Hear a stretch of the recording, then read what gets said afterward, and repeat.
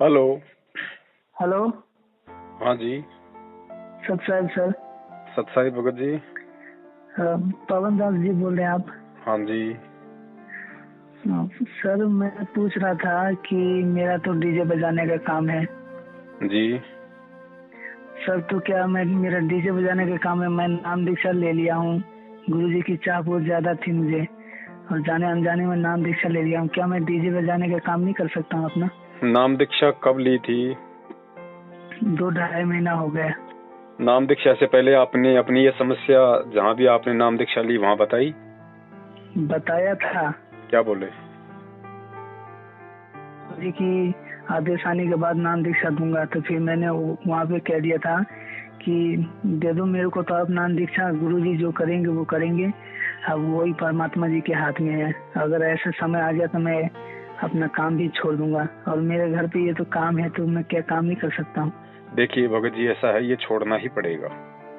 क्यों छोड़ना पड़ेगा? क्योंकि ये एक बकवाद है।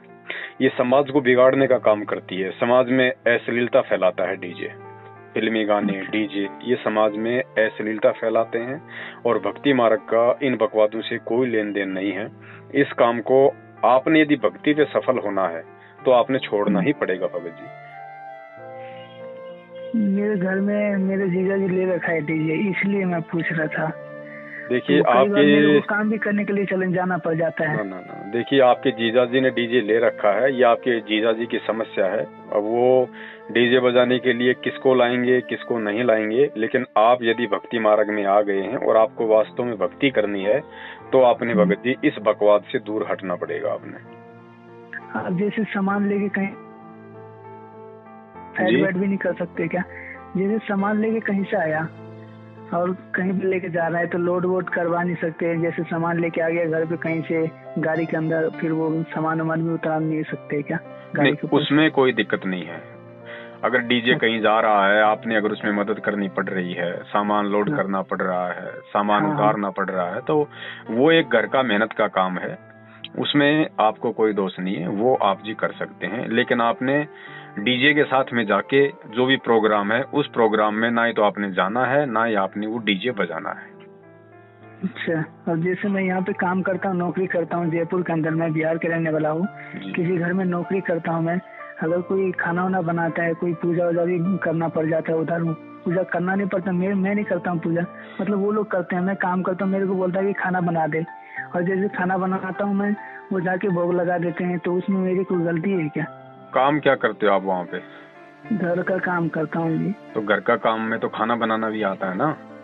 हाँ, तो तो खाना भी आपका बनाना काम पड़ता है। केवल खाना बना के देने का है। आपका काम खाना बना के देने का है।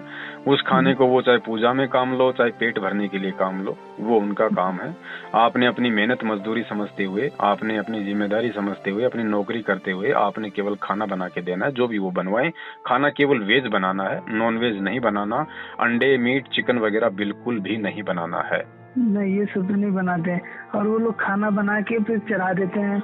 वो उनकी मर्जी है, वो उनकी मर्जी है। खाना मेरे को खाना पड़ता है ना, वो बाकी उधर तो चढ़ा के फिर उनको बच्चों को दे देता है वो खाना, फिर बाकी जो बच जाता है तो वो खाना मेरे को भी खाना पड़ जाता है। देखिए भगत जी, बात ऐसी है, यदि कोई धार्मिक अनुष्ठान है उनका, तो उस धार्मिक अनुष्ठान वाले दिन आपने वो खाना नहीं खाना है। बाकी आप अपना अलग से बना के खा सकते हैं, या जब भी आप खाना बनाते हैं तो उस खाने में से पहले आप अपने लिए थोड़ा सा निकाल के साइड में रख लीजिए और आप परमात्मा को भोग लगा के खा लीजिए। वो खाना नहीं लगाने देती है, मजबूरी अलग है, क्या करें बताइए, समझ में नहीं आ रहा। कोई बात नहीं भगत जी, कोई बात नहीं है। यदि आपकी ऐसी कोई मजबूरी है और वहीं आप रह रहे हो तो आप उसमें से खाओ, लेकिन आप अपने परमात्मा को पहले आप जी भोग लगा देना, जो भी आप अपना जो थाली में निकालो ना। हाँ, भोग लगाते पर मेरे को आरती तो करना ही नहीं आता है। आरती आपको पढ़ना नहीं आता? नहीं, पढ़ना नहीं आता है मेरे को। कोई बात नहीं, अगर पढ़ना नहीं आता है तो मोबाइल तो होगा आपके पास। मोबाइल है तो मोबाइल में आप यूट्यूब में लिखेंगे कि अन्नदेव की आरती संत रामपाल जी महाराज, तो एक 4 मिनट की अन्नदेव की आरती आ जाएगी। उसको आप डाउनलोड कर लो और आप उस आरती को मोबाइल में चला दिया करो। अपने लीड लगा के कान में भी सुन सकते हो। खाना जैसे खाना खाते समय थोड़ा सा गुरु जी के नाम से अलग से रख देंगे, फिर खाना खाने के बाद उसको भी खा लेंगे, है ना? देखिए भगत जी, आप वहाँ पे नौकरी कर रहे हैं तो ये आपकी मजबूरी है। खाना तो आपको खाना पड़ेगा, जाओगे कहाँ? वही तो मेरी ठीक है, अगर मजबूरी है किसी ये तो दूसरे का प्रोग्राम हो तब तो हमें नहीं खाना, लेकिन आप वहीं पे काम कर रहे हो तो हमने पूजा पाठ में तो कोई हिस्सा लेना नहीं है। रही बात नहीं। खाने की, यदि हम अलग से निकाल सकें तो बहुत अच्छी बात, यदि नहीं निकाल रहे हैं तो जो बचा हुआ जो खाना है, देखिए वो लोग भोग लगाने के लिए थोड़ा बहुत खाना निकालते हैं। हाँ, तो जो निकाल भोग लेते हैं, पहले लगाने, निकाल के जाके लगा देते हैं। हाँ मैं तो कितना मना भी कर देता हूँ। कोई बात नहीं, भोग लगाने के लिए वो जो खाना निकालते हैं ना, आपने वो भोग के लिए थोड़ा सा निकाला हुआ खाना में से कुछ नहीं खाना, बाकी जो पीछे जो बचा हुआ है उसमें से आप अपना अलग से निकाल के परमात्मा को भोग लगा के मालिक की आरती बोल के फिर आप उसको खा लीजिए। अच्छा, और वैसे डीजे नहीं बजाना है। और घर पे कोई दिक्कत हो जाती है फिर सब नाराज हो जाएंगे अगर नहीं काम करूंगा तो। क्या हम 3 भाई हैं तो काम वाम नहीं करेंगे तो मेरी मम्मी नाराज भी हो जाती है ऐसे। काम भगत जी कोई डीजे का थोड़ी है दुनिया में, पूरी दुनिया डीजे बजा के थोड़ी पेट भर रही है। और डीजे ना बजाने से आप सोच रहे हो घर वाले दुखी हो जाएंगे, नाराज हो जाएंगे, और डीजे बजाने से अगर आपका भगवान नाराज हो गया तो जी नहीं, फिर क्या होगा? तो नाराज नहीं होना चाहिए। बताओ, घर वालों को राजी रखना है या परमात्मा को राजी रखना है?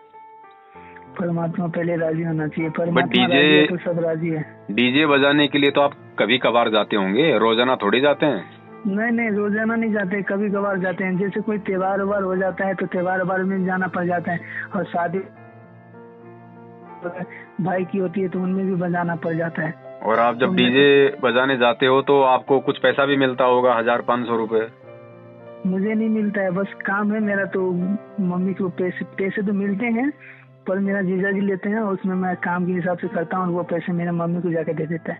हाँ, तो आपने अब नहीं करना है, ना काम करना है, चाहे वो कितना ही पैसा दे कितना ही ना दे। उसको बोलो भैया जितना मुझे देते हो इतने में अपना कोई और आदमी कर लो। मुझे तो नहीं देता है, पर मेरा घर में ही रहता है ना। तो हाँ, तो आपने नहीं जाना, थोड़ा सा संघर्ष आपने करना पड़ेगा। देखो भगत जी, आप युवा हो और परमात्मा कहते हैं रण भक्ति और दान तीनों काम जवान। अगर आप युवा होकर भी इस परमात्मा के मार्ग में संघर्ष नहीं करोगे तो भगत जी फिर दूसरों से क्या उम्मीद की जाए? परमात्मा के लिए लोग तो दुनिया से लड़ गए बड़े भैया। मंसूर जैसों ने अपना अंग कटवा लिया, आज हमारे पास तो वो नौबत भी नहीं है। हम क्या थोड़ा बहुत वैसे शाब्दिक संघर्ष भी नहीं कर सकते, बोल भी नहीं सकते उनको? जीजा है, नाराज हो जाएगा, अपनी कौन सी भैंस खोल लेगा, लेकिन भगवान नाराज हो गया तो जन्म नरक बन जाएगा। तो जैसे कोई सामान वामान लाना करना हो तो उसमें साथ तो दे सकते, पर उसमें कोई दिक्कत नहीं है, उसमें ऐसी कोई दिक्कत नहीं है। आपने उस प्रोग्राम में आपने जाके डीजे नहीं बजाना है, क्योंकि बकवादों से जब हम पीछे नहीं हटेंगे तो जगत कैसे हटेगा, समाज कैसे हटेगा? ठीक है, आज हमारी संख्या कम है, कल को करोड़ों में होगी, अरबों में होगी। जब हम इन ऐसे प्रोग्राम में जाना, ऐसे डीजे वाजे में शामिल होना नहीं छोड़ेंगे तो जगत कैसे छोड़ेगा भाई? और कैसे फिर हमारी भक्ति बनेगी? सही बात। तो इन चीजों से पीछे हटो। रोज करता हूँ मैं तो गुरु जी की भक्ति करता हूँ। जैसे मेरे पास ऐसे घी नहीं है तो मैं बाजार से घी ला के दिया जलाता हूँ रोज सुबह शाम। तो उसमें कोई दिक्कत नहीं होगी? नहीं, दिक्कत क्या है, ज्योति तो जलानी है परमात्मा की। और जैसे भक्ति करते करते मन में कोई अजीब अजीब सी बातें आ जाता है। यूट्यूब पे कितने सारे उल्टे सीधे लोग बोलते रहते हैं। परमात्मा के ज्ञान से साफ करो। अगर कोई उल्टी सीधी बात आ जाती है तो परमात्मा का सत्संग भी सुनो, 1 घंटा आधे घंटे, सारा मैल साफ हो जाएगा। मैं तो पूरा दिन लगा के रखता हूँ, मेरा काम भी होता रहता है और हेडफोन लगा के रखे रहता हूँ। देखो भगत जी, पूरा दिन सत्संग सुनना एक अलग बात है और आधा घंटा सत्संग सुन के 15 मिनट उस पर चिंतन करना बहुत बड़ी बात है। सत्संग सुनने से भी कुछ नहीं होगा। सत्संग सुन के गुरुजी ने कहा जब तक हम उस पर चिंतन नहीं करेंगे, मनन नहीं करेंगे, तब तक हमें सत्संग सुनने का भी कोई लाभ नहीं है।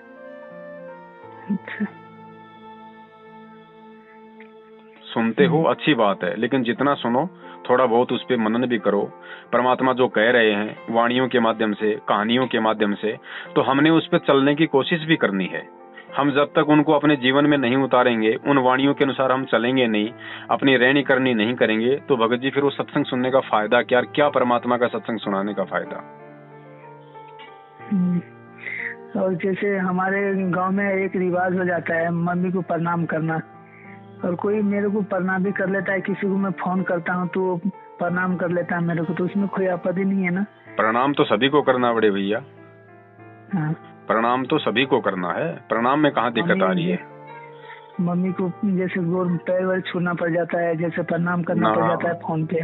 देखो, फोन पे प्रणाम कर दो। फोन पे प्रणाम करने का मतलब ये नहीं है कि आप मम्मी को दंडवत कर रहे हो, उनके पैर छू रहे हो। प्रणाम का मतलब होता है झुक के नमस्कार करना। और जब मम्मी के पास में सामने जाओ या किसी और के सामने जाओ तो अब हमने उनके पैर नहीं छूने हैं, ये हमने थोड़ा सा ध्यान रखना है। को थोड़ा समझा दो कि मम्मी इसमें आपका ही नुकसान है, मैं आपके पैर छूऊंगा, आप मुझे आशीर्वाद दोगी, आप मुझे आशीर्वाद दोगी, आप मुझे इसीलिए तो आशीर्वाद दे रही हो कि मेरा भला हो। और मेरा भला होगा कैसे? आपके पास जो थोड़ी बहुत भक्ति वो मेरे अंदर आएगी। तो मम्मी मैं तो आपको उल्टा नुकसान में डाल रहा हूँ ना, तो ऐसा काम क्यों करो? जब मैं भगवान की भक्ति कर रहा हूँ, मुझे आपके आशीर्वाद की जरूरत नहीं है, क्योंकि भगवान से बड़ा आशीर्वाद किसी का है नहीं।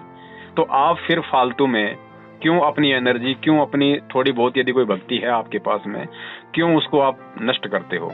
आप भी परमात्मा की भक्ति करो, फिर आपको ना किसी के प्रणाम की जरूरत पड़ेगी, ना किसी के आशीर्वाद की जरूरत पड़ेगी। थोड़ा सा समझाओ भगत जी, उनको भी समझाओ।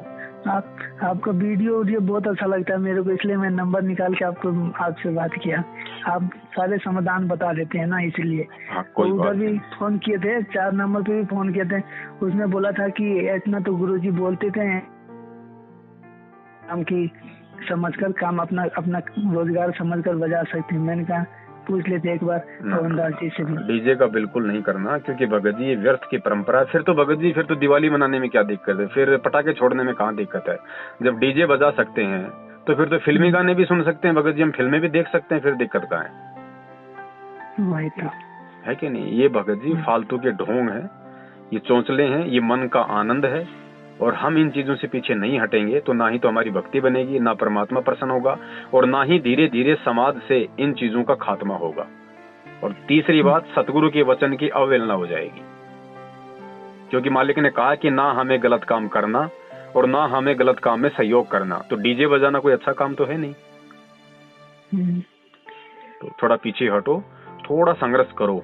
देखो, थोड़ा बोलना शुरू करो, लेकिन प्रेम से, ज्ञान से, पहले परमात्मा से प्रार्थना करके कि हे परमेश्वर, आपका दास आपके ज्ञान आधार से, आपके आशीर्वाद से थोड़ा सा संघर्ष करने जा रहा है, परमात्मा हिम्मत देना।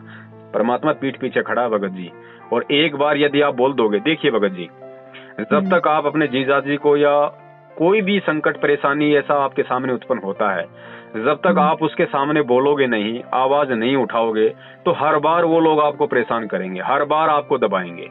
और एक बार यदि आपने संघर्ष कर लिया, दिल टाइट करके उनको बोल दिया कि देखिए जी, मैंने गुरुदेव से नाम दीक्षा ले रखी है और मेरे गुरुदेव के नियमों में इस तरह की जो चीजें हैं वो वर्जित हैं, तो मैं ये डीजे वगैरह नहीं बजा सकता, वहां जाके आप अपना सिस्टम देख लीजिए जैसा आपको उचित लगे। एक बार हो सकता है आपके जीजाजी को बुरा लग जाए, लेकिन आप बार बार के दबाव से आप बच जाओगे, दोबारा आपको नहीं कहेंगे वो लोग। और मैं वैसे तो बाहर ही रहता हूँ एनी टाइम। मैं मतलब 2 महीने, 1 महीने, 3 महीने, 4 महीने घर पे रहता हूँ, बाकी तो बाहर ही आ जाता हूँ। मैं बजाने का काम ही कुछ नहीं रहता है। अभी घर पे वो लोग रहते हैं, वो लोग अपना बजाते हैं। और मैं कहता भी हूँ कि गुरु जी के भक्ति बहुत सच है, और उनकी ज्ञान सुनने में ही आदमी का दिल धड़कने लग जाता है। आप लोग सुनो तो बोलते हैं कि नहीं तुम लोग पागल हो गए, वैसे वैसे। हम पागल है, कोई दिक्कत नहीं है, आप लोग अपना काम करो, हम अपना काम करते हैं। देखो, भगत हमेशा पागल ही दिखाई देता है भगत जी, और भगत दुनिया के लिए पागल ही होता है। हाँ। परमात्मा कहते हैं, अकल अलुणे दीखते ये सर्व अकल के मूल, हरदम रटे हरि नाम को झूले अनहद झूल। दुनिया को भगत हमेशा पागल ही नजर आता है भगत जी, क्योंकि भगत की क्रियाएं दुनिया से डिफरेंट होती हैं। सही बात। तो थोड़ा हिम्मत करो, आप युवा हो, जवान हो, और परमात्मा के मार्ग में अगर आप जैसे युवा भगत भी यदि ज्ञान का प्रयोग नहीं करेंगे, संघर्ष नहीं करेंगे, तो भगत जी हमारी जो बहनें हैं, जो बुजुर्ग हैं, उनसे हम क्या उम्मीद करें फिर? ये परमात्मा धरती पे आया हुआ है, परमात्मा चाहता है कि मेरे बच्चे जल्दी समझें, जल्दी इस ज्ञान पे चलें, ताकि पूरी दुनिया में ज्ञान का प्रचार हो, प्रसार हो, दुनिया उनकी शरण में आए। और हम उनकी शरण लेके अगर थोड़ा सा अगर लुका छिपी खेल खेलेंगे, तो परमात्मा भगत जी फिर हमारे प्रति क्या परमात्मा सोचेगा बताइए? कोशिश करो भगत जी, मेहनत करो, परमात्मा की दया से थोड़ी सी हिम्मत करो, फिर परमात्मा साथ में है। देखो भगत जी, 600 साल पहले मीराबाई संघर्ष कर गई लड़की होके, आज क्या नहीं कर सकते भगत जी? हम सब कुछ कर सकते हैं। आज तो प्रशासन ने ऐसे ऐसे धाराएं, नियम बना दिए हमारे हक में कि कोई जबरदस्ती नहीं कर सकता हमारे साथ में। संविधान ने हमको स्वतंत्रता की अभिव्यक्ति दी हुई है, हम जो चाहे काम करें, जो चाहे ना करें, जो संविधान के अंतर्गत हो। जबरदस्ती कोई हमारे साथ नहीं नाराज कर हो गया है। सकता।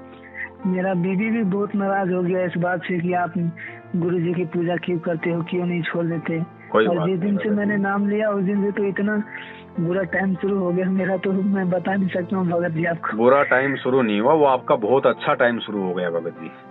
ये हमें लगता है कि मेरा बुरा समय शुरू हो गया, बीवी नाराज हो गई, माता पिता नाराज हो गए, रिश्तेदार मुंह चढ़ाने लग गए। वो हमारे लिए बहुत अच्छा समय आ गया, इसका रिजल्ट आपको बाद में मिलेगा। यही बस। देखो, हमारे को अगर कोई फोड़ा हो जाता है, हम डॉक्टर के पास जाते हैं। जाते किस लिए? ताकि हमारे को आराम मिले, डॉक्टर हमारा ऑपरेशन करे, हमारे को रोग मुक्त करे। लेकिन वो ऑपरेशन करने के लिए, आपको रोग मुक्त करने के लिए जब डॉक्टर फोड़े का चीरा लगाएगा तो दर्द होता है कि नहीं होता? तो वो दर्द हो रहा है तो उसमें भी हमारा भला है, क्योंकि वो चीरा लगाएगा तभी तो मवाद बाहर निकलेगी, तभी तो वो फोड़ा ठीक होगा। तो वो कर हमारे अच्छे के लिए रहा है, लेकिन फिर भी हमें दर्द हो रहा है। तो गुरुजी ने बताया कि भाई तुम भक्तों की तो ऊंट जैसी आदत हो गई। गुरुजी ने बताया कि ऊंट जो होता है ना, ऊंट के ऊपर आपने सामान रखो, आप सामान रखोगे तब भी वो बोलता है, और सामान उतारोगे तब भी उसी तरीके से रेंगता है। तो गुरुजी कहते हैं कि तुम्हारे को तो चाहे लाभ मिले चाहे हानि मिले, चाहे भगवान तुम्हारा अच्छा करे तुम्हारा बुरा करे, तुम्हारी तो आदत हो गई भाई। तो थोड़ा परमात्मा के ज्ञान आधार से चलना भगत जी। ये समस्याएं सबके सामने आती हैं, किसी को किसी प्रकार की समस्याएं, किसी को किसी प्रकार के संघर्ष से गुजरना पड़ता है। हिम्मत हमने करनी पड़ेगी, क्योंकि हिम्मत के लिए परमात्मा ने हमें तत्व ज्ञान दे रखा है, और मालिक का जो पावर है, समर्थ की समर्थता हमारे साथ में है। इतना विश्वास हमें रखना पड़ेगा। मीराबाई भी अगर अपने देवर को खुश करती, अपने माता पिता को खुश करती, समाज को खुश करती, तो आज गुरुजी मीराबाई के कहानियां सुनाते क्या? नहीं। भक्ति मार्ग में भगत जी वीरों की कहानियां सुनाई जाती है, कायरों की नहीं। तो हम क्यों, आने वाली पीढ़ियां जब आएंगी इस भक्ति मार्ग में, तो आज जो घटनाएं घटित हो रही हैं, यही घटनाएं तो आगे एग्जाम्पल बनेंगी। तो हम क्यों भगत जी उन आत्माओं के सामने ऐसा उदाहरण पेश करें, ताकि वो आत्माएं कहें कि देखो नालायक को भगवान साक्षात मिले थे आके, गुरुदेव ने उनको ज्ञान दिया। क्योंकि उस समय तो गुरुजी होंगे नहीं, जब हजारों साल मार्ग चलेगा और 100-150 साल बाद में तो गुरुदेव होंगे नहीं यहाँ पे शरीर रूप में। तो वो आत्माएं हमारे लिए कहेंगे कि देखो उस समय उनको गुरुदेव साक्षात मिले, परमात्मा इतने वर्षों तक धरती पे रहे, उनको इतना ज्ञान दिया, ऐसे ऐसे चमत्कार किए, और फिर भी वो नालायक आत्माएं देखो संघर्ष नहीं कर पाई।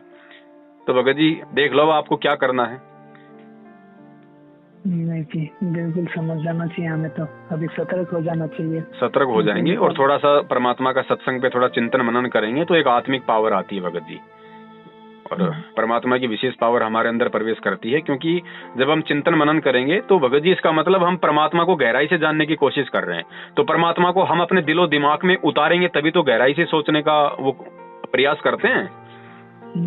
तो फिर परमात्मा की विशेष पावर हमारे अंदर आती है चिंतन मनन से। ठीक है जी सर। हाँ, सत साहेब। सत साहेब, जय हो बंदी छोड़ के। जय हो बंदी छोड़ के।